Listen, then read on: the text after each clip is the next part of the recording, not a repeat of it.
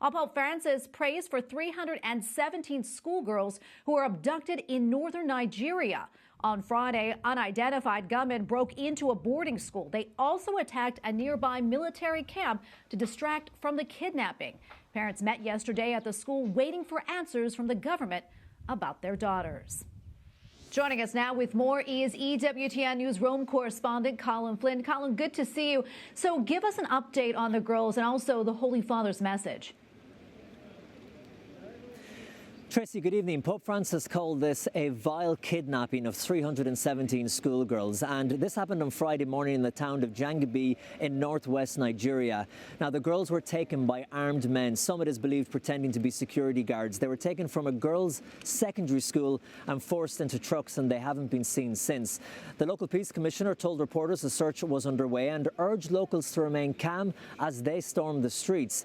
This kidnapping comes just a week after 42 students and staff were kidnapped in another part of northern Nigeria, but those students, thankfully, they were released safely after a ransom was paid.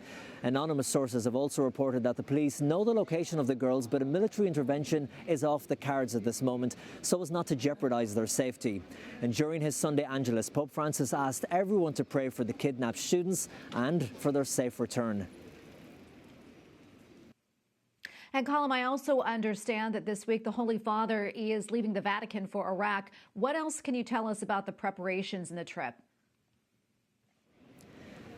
That's right. Preparations are well underway, including in the city of Karakosh near Mosul. And a lot of planning for this trip has been done by the Apostolic Nuncio in Iraq, Archbishop Micha Leskovar.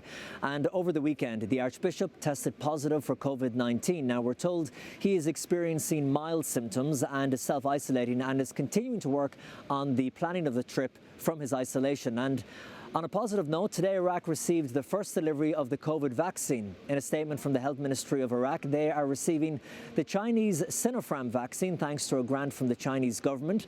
And they've also approved both the Pfizer and AstraZeneca vaccine and expect delivery of both of them in the near future.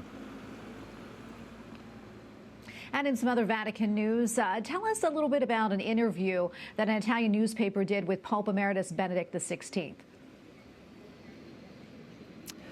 That's right, Tracy. The Pope Emeritus spoke to Corriere della Sera and recalls his decision to step down as Pope in 2013. He was the first Pope in almost 600 years to do so. Now, he said in the interview it wasn't an easy decision to make, but he thinks he did the right thing and made his decision with a clear conscience. He says that some of his friends and colleagues are still angry about it. And he also addressed, Tracy, what he called conspiracy theories about his resignation because of a number of scandals that came out during the end of his papacy.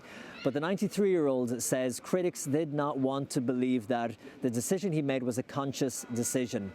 He emphasized that there is only one Pope, and that is Pope Francis. And the Pope Emeritus, he also was asked about President Joe Biden, in which he said, quote, "It is true he is Catholic and observant, and personally he is against abortion, but as a president he tends to present himself in continuity with the line of the Democratic Party."